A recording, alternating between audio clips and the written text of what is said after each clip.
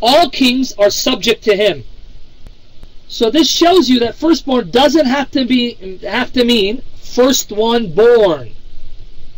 Firstborn can mean the heir, the one who's supreme, the one who holds preeminence, without necessarily meaning that he's the first one born. Is that clear from that example? So again, let me repeat. How do we know that when Paul says that Jesus is the firstborn of all creation, he does not mean the first one created? How do we know that? What in the context of verses 15 to 17 demonstrated that Paul could not mean that Jesus is the first one created? So when he called him firstborn, he didn't mean the first one created. Exactly. All things are created by Jesus, and he exists before all things. Therefore, he can't be part of creation if he created every created thing. He must be separate and distinct from all creation, right? So obviously in the context, firstborn cannot mean the first one born. Contextually, it cannot have that meaning. It's not because we don't want it to have that meaning. The context proves it cannot have that meaning, right? Let me introduce another problem with taking the term firstborn of all creation to mean that he's the first one created. Okay. Notice the phrase, firstborn of all creation. We saw that the context shows it cannot mean that he's the first one born or created. There's another reason why it cannot mean he's the first one created. Notice it doesn't say that Jesus is the firstborn of God. It says he's the firstborn of all creation.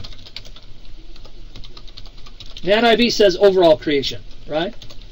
Now let me tell you why that's significant. Anytime when you read the phrase firstborn of something, that implies that the person being referred to as firstborn was produced by that entity or an individual. Let me spell it out so you follow with me. When you speak of the firstborn of Pharaoh, what do you mean? You mean the one that Pharaoh produced first, right? His first offspring, correct? Everyone with me? Firstborn of Jacob. That means the one that Jacob produced first. Jacob's first offspring. If firstborn of all creation literally means that Jesus is the first creation, then you have a problem. Because the way it's worded, firstborn of all creation means that creation produced Jesus. You follow with me? Firstborn of all creation, if taken literally, means creation produced Jesus first. Just like firstborn of Jacob would mean Jacob's firstborn, the one he produced first. You with me? Obviously, creation did not produce Jesus. So obviously, firstborn of all creation cannot literally mean that Jesus was born or created first, because if we take it literally, then it means that creation produced him, not the other way around. Because it does not say the firstborn of God. So clearly, firstborn of all creation cannot mean he's the first one born, because if it meant that literally, then what that means is creation produced Jesus as the first of its creation. Doesn't make sense. Therefore, firstborn of all creation in the context can only mean he's the heir and the one who's supreme over all creation, because he produced it for himself. That's what it means. Okay, take a few moments to meditate on what we just discussed. Let me just review. Colossians 1:15, in context, if you read 16 and 17 along with 18, demonstrates what Paul's point is. Paul did not mean that Jesus is the first one created. Paul meant, in context, that Jesus is firstborn by virtue of being supreme, being preeminent over all creation, and being heir, because Paul says that Jesus created everything for himself, and he sustains everything, which clearly proves that Jesus is eternal and all-powerful, because only someone who's eternal and all-powerful could exist before all creation and create all creation. So Paul clearly, in context, is affirming that Jesus is the eternal God, who's distinct from the Father, yet one with him in essence and nature. Let's go back to Colossians. Notice Sami quoted Colossians 1:15, didn't quote 16 to 17 or 18, right? Okay, coming back, let's also see what Sami did not quote. Colossians 1:27. Colossians 1:27.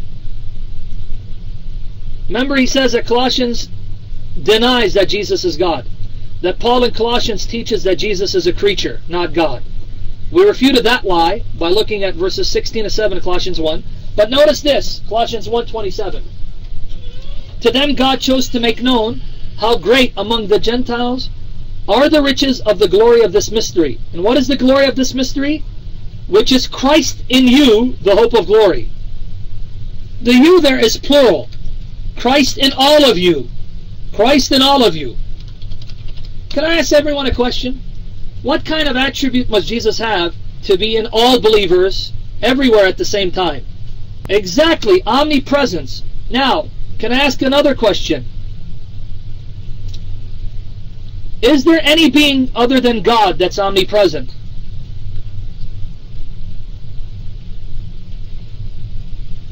So if Paul says that Christ is in all believers everywhere at the same time, no matter where they're at, and that's an attribute that only God has, are you really trying to tell me that Paul didn't believe Jesus is God?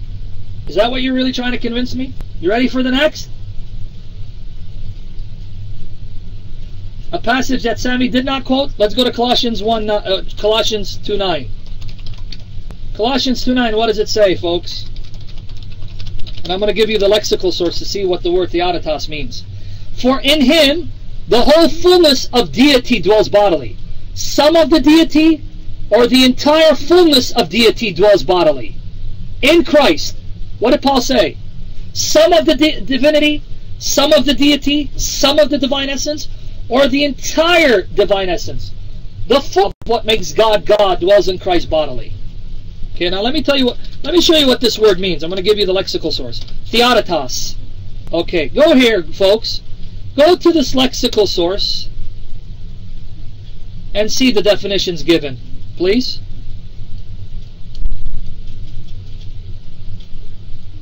If you can go there. Do you see it says the state of being God? The state of being God. In other words, that which makes God God. In other words, whatever is necessary to being God. Whatever is necessary to being God.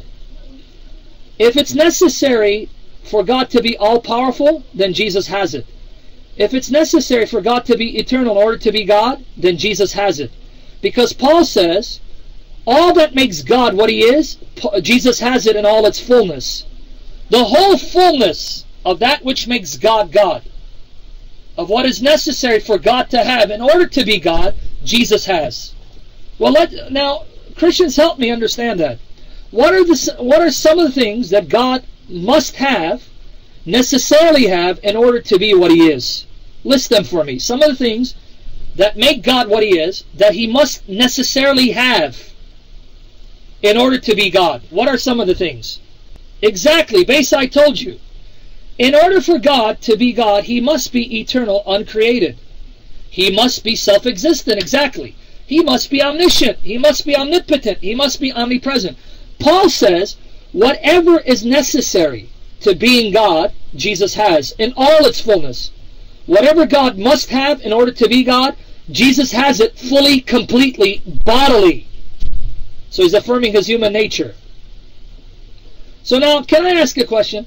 If Jesus has all the essential attributes that go with being deity in all its fullness and perfection, are you trying to tell me that Paul in Colossians taught that Jesus is not God, but a creature?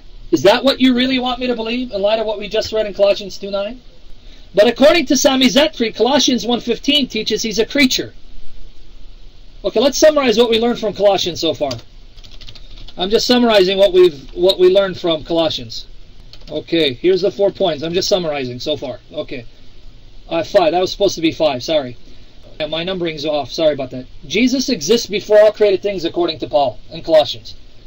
According to Paul in Colossians, God created all things in, through, and for Jesus. Paul says that Jesus sustains all created things. Paul also said that Jesus is omnipresent in that he dwells in all believers.